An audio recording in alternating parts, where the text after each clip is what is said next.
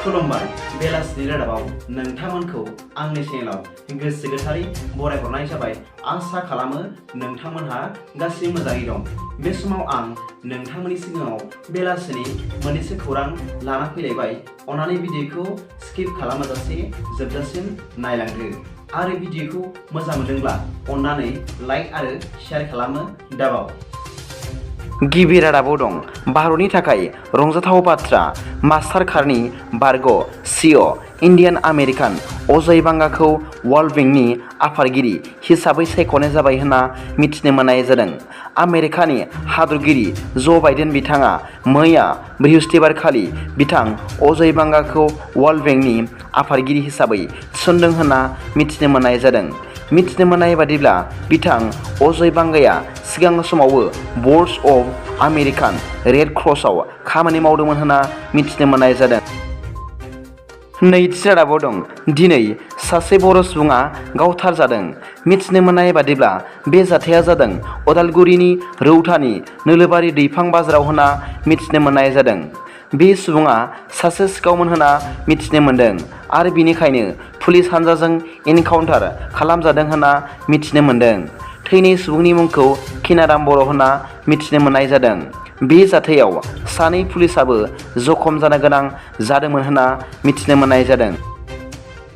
थामथि रादाबाव दं दाखाथिफ्रा 2 लाख रां सेनानै लांदों। मिथिनो मोननाय बादिब्ला बे जाथाया जादों थांनाय बृहस्पतिबारखालिनि हराव क'क्राझार जिल्लानि सिङाव थानाय गसाइगाव महकुमानि सिङाव थानाय खरथिमारि थुरसिबिलाव। जाथायनि सोमोन्दै मिथिनो मोननाय बादिब्ला 5 सिनाय मोनै दुथांफोरा सासे CSB बेंकनि मालिक बिस्वजित बर्मन मुंनि सासे सुबुंनिफ्राय हाथियार दिन्थिनानै 2 लाख रां सेनानै लांदों होनना मिथिनो मोननाय जादों। बिस्वजित बर्मनखौ गाग्लोबनानै जखम खालामना गालांदों होनना मिथिनो मोननाय जादों।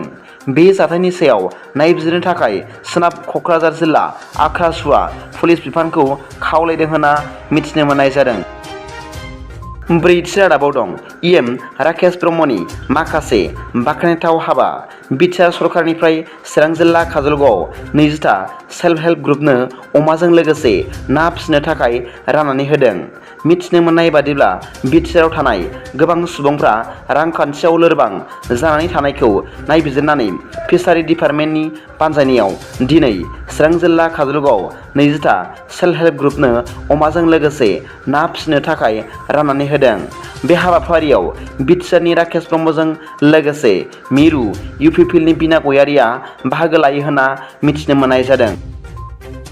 बाथि रादाबाव दं इन्ड'नेसिया हादरनि नर्थ अफ हालमाहेरायाव दिनै फुंनि 1:32 रिंगा समाव 6.2 मेगनिटिउड गोख्रैथियाव बांग्रि मावदों होननानै नेशनेल सेन्टार फर सिस्म'लजिआ फोरमायथिनानै होदों।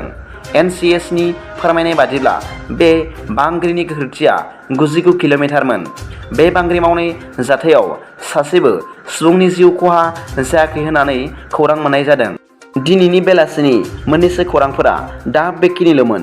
भिडिअखौ मोजां मोनदोंब्ला अन्नानै लाइक आरो साबस्क्राइब खालामनो दाबाव आरो बेल आइकनावबो थुनानै ला, जाहाथे आं गोदान निउस आपडेट लानानै फैयोब्ला नोंथांनियाव सिगांग्रो नटिफिकेसन सौहैयो।